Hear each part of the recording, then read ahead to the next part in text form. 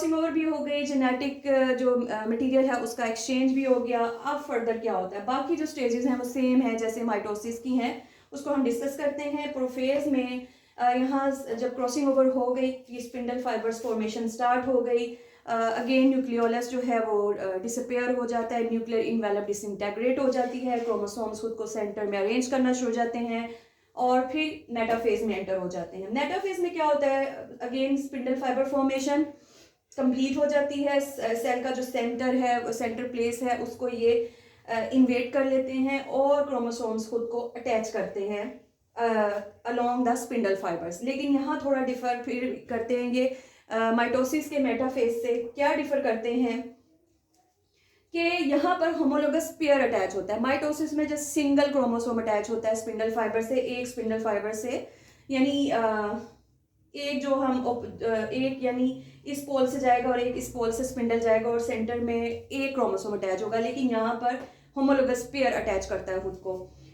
और अगेन कहाँ अटैच करता है स्पिंडल फाइबर जो है, वो सेंट्रोमियर जो प्लेस होती है क्रोमोसोम की, वहाँ पे काइनेटोकोर एक स्पेशल प्रोटीन प्रेजेंट होता है जिसके साथ स्पिंडल फाइबर खुद को अटैच करते हैं। और ऐसे स्पिंडल फाइबर्स जो कि अटैच होते हैं काइनेटोकोर से, उनको हम काइनेटोकोर स्पिंडल फाइबर्स कहते हैं, और जो नहीं अटैच होते उन्हें हम नॉन काइनेटोकोर स्पिंडल फाइबर्स कहते हैं। तो ये मेटाफेज प्लेट बनाते हैं, सेंट्रल प्लेस बनाते हैं chromosomes like this, but pairs of chromosomes. उसके बाद नेक्स्ट स्टेज जो है वो जिसमें ये एंटर होता है cell, that is anaphase. Anaphase में क्या होता है, अगेन कंस्ट्रक्शन स्टार्ट हो जाती है, कंट्रैक्ट करना शुरू हो जाते हैं स्पिंडल फाइबर्स। जो काइनेटोकोर स्पिंडल फाइबर्स हैं वो अपने अपने ऑपोजिट पोल की तरफ जो है वो कंट्रैक्ट करना शुरू कर देते हैं लाइक दिस। और फिर क्या होता है कि पेयर जो है होमोलोगस क्रोमोसोम्स का, वो एक दूसरे से क्रोमोसोम्स अलग हो जाते हैं लाइक दिस। एक क्रोमोसोम इस पोल की तरफ चला जाएगा, एक क्रोमोसोम इस पोल की तरफ आ जाएगा, सेम जितने भी क्रोमोसोम्स होंगे, तो वो पेयर्स अलग हो जाएंगे और इस तरीके से ऑपोजिट पोल्स की तरफ मूव करना शुरू हो जाएंगे। और जो नॉन काइनेटोकोर स्पिंडल फाइबर्स हैं वो इनलार्ज करते हैं और डेफिनेटली वो इस चीज़ में हेल्प करते हैं कि कंट्रैक्शन जो हो रही है उसमें हेल्प आउट करते हैं और सेपरेशन में हेल्प आउट करते हैं, सेपरेशन ऑफ क्रोमोसोम्स। माइटोसिस में हमने एनाफेज में देखा था कि उसमें एक क्रोमोसोम जो है उसके क्रोमेटिड्स एक दूसरे से अलग हो जाते हैं, ब्रेकेज ऑफ क्रोमोसोम होती है, बट यहाँ ऐसा नहीं है, यहाँ पे ब्रेकेज ऑफ पेयर हुई है। एक क्रोमोसोम एक पोल की तरफ चला गया, एक क्रोमोसोम एक पोल की तरफ चला गया। Next stage is telophase 1। ये मैं डिस्कस कर रही हूँ मियोसिस 1, अभी मियोसिस 2 होना है।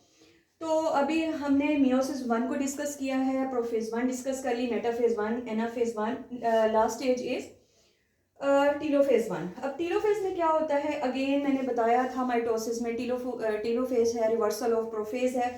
और सेम उसमें क्या होता है, टीलोफेज में जो क्रोमोसोम्स हैं वो खुद को अरेंज करना शुरू हो जाते हैं इस तरीके से, और न्यूक्लियोलस जो है वो डेवलप होना शुरू हो जाती है, अपेयर होना शुरू हो जाती है, न्यूक्लियर इनवेलप जो है वो अरेंज करना शुरू कर देती है खुद को, और सेंट्रियोल जो हैं वो अपने अपने पोल्स में इस तरीके से अरेंज हो जाते हैं इस तरह।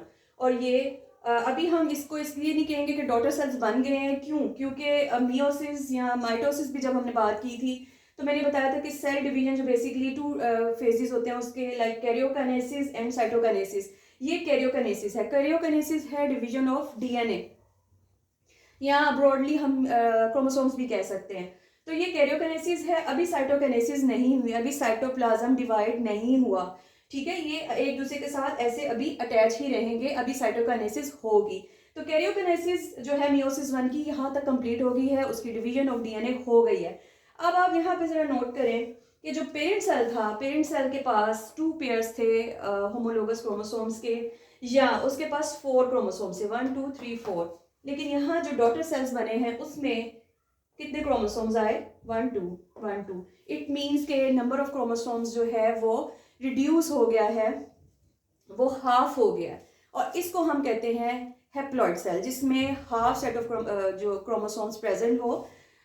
तो यहाँ तक जो है टीलोफेज कंप्लीट हो गई, और यहाँ तक कैरियोकाइनेसिस जो है मियोसिस 1 का वो हो गया।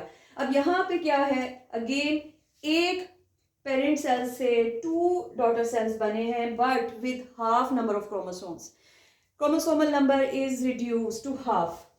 उसके बाद अगेन मैंने यहाँ पे ड्रॉ नहीं किया, लेकिन क्योंकि ये मैं माइटोसिस में बहुत डिटेल में डिस्कस कर चुकी हूँ. अगर आपको इंटरफेस या साइटोकिनेसिस या ये सब जो है वो डिटेल में देखना है तो आप काइंडली माइटोसिस वाली वीडियो देखिएगा, क्योंकि ये मियोसिस ही इतना लंबा प्रोसीजर है कि मैं मियोसिस 2 भी बाद में नेक्स्ट लेक्चर में इसको डिस्कस करूंगी. यहाँ पे आपको बता दूं कि कैरियोकिनेसिस जहाँ तक कंप्लीट हो गया, नंबर ऑफ क्रोमोसोम्स रिड्यूस हो गया. एक पेरेंट सेल से अभी जो है 2 डॉटर सेल्स बन चुके हैं. अब नेक्स्ट स्टेप है साइटोकिनेसिस. साइटोकिनेसिस अगेन वो डिवीजन ऑफ साइटोप्लाज्म, और वो कैसे होगी? वो ऐसे होगी कि एनिमल सेल में पिंचिंग होती है, क्लीवेज फरो बनता है इस तरीके से कि जो है मेम्ब्रेन जो है वो अंदर की तरफ पिंच करती है और फाइनली सेल एक दूसरे से सेपरेट हो जाते हैं. लेकिन इन प्लांट्स क्योंकि उसमें सेल वॉल होती है, रिजिड सेल वॉल प्रेजेंट होती है, तो उसमें जो है वो स्पेसिफिक फ्रेगमोप्लास्ट फॉर्मेशन होती है जिसके थ्रू साइटोकिनेसिस होती है. प्लीज़ अगेन मैं ये कहूँगी कि आप ये अगर डिटेल में देखना चाहते हैं तो आप माइटोसिस वाली वीडियो देखिएगा. फ्रेगमोप्लास्ट क्या है या सेल प्लेट फॉर्मेशन क्या है इन प्लांट्स. उसमें जो सेंटर में एक प्लेट बनना शुरू होती है और वो मूव करती है आउटसाइड, और फाइनली ये होता है कि वो जाके सेल वॉल तक मिल जाती है, सेल मेम्ब्रेन सेल वॉल तक मिल जाती है, और दोनों जो सेल्स हैं प्लांट सेल्स वो सेपरेट हो जाते हैं. So this was certain knowledge about meiosis 1. अभी जो meiosis complete नहीं हुआ, अभी meiosis 2 पड़ा है, वो इंशाल्लाह नेक्स्ट लेक्चर में डिस्कस करूँगी मैं आपके साथ. सो ये होपफुली के ये अकॉर्डिंगली क्लास 9th मैंने डिस्कस किया है. जब FSC के लिए हम पढ़ेंगे तो डेफिनेटली डिटेल में इसको डिस्कस करेंगे दोबारा. होप कि ये आपके लिए इंफॉर्मेटिव होगा. If you have any question और ambiguity then write in comment. Please like and subscribe the video. Thank you so much.